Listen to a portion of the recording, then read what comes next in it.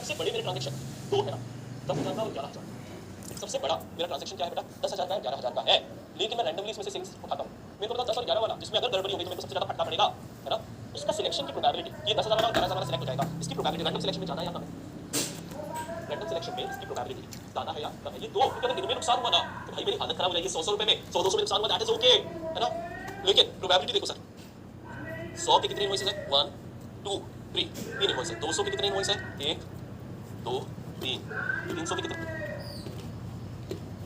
और बेटा मान लो मेरी परफॉर्मेंस मटीरियलिटी 500 पे थी, ठीक है, तो भाई नेचर तो 3 3 6 2 8 2 10 14 15 16 17 18 19 20 20 इनवॉइसेस में से 14 इनवॉइसेस तो ये है, 20 इनवॉइसेस में से तो 14 इनवॉइसेस ये है, इनके ज्यादा सिलेक्ट होने की प्रोबेबिलिटी है ना। रैंडमली मैं सिलेक्ट करूंगा तो इन वालों को सिलेक्ट होने की प्रोबेबिलिटी ज्यादा है, जिसमें नुकसान कम है मेरा, है ना। और ये छूट गया तो भाई हालत खराब हो जाएगी। तो करना क्या चाहिए? तो करना क्या चाहिए सर? सर आपको वैल्यू वेटेड सिलेक्शन करना चाहिए, आपको वैल्यू वेटेड सिलेक्शन करना चाहिए। जब आप टीओडी में ही तो अमाउंट लिखे जाते हैं, it is efficient to identify sampling unit as individual monetary units में इनको डिवाइड कर दूं, that makes up the population. इससे क्या होगा बेनिफिट? सैंपलिंग यूनिट के ऑडिट के effort are directed to larger value items. जो लार्जर वैल्यू आइटम है ना, जो लार्जर वैल्यू आइटम है ना, उस पे आपका फोकस ज्यादा जाएगा now, because they have a greater chance. अगर आपने इनको अलग कर लिया, वैल्यू वाइज अरेंज कर लिया, now they have a greater chance of selection, और आपका सैंपल साइज भी छोटा होगा। तो बेटा समझो, तो समझो अगर मैंने इनको अलग अलग कर लिया, 10,000 को 11,000 को ऐसे, नाउ इसमें से मैं उठाऊंगा, now they have a greater chance of selection, और हमारा सैंपल साइज भी छोटा होगा। Now they have a greater chance, benefit ये है बोल। सो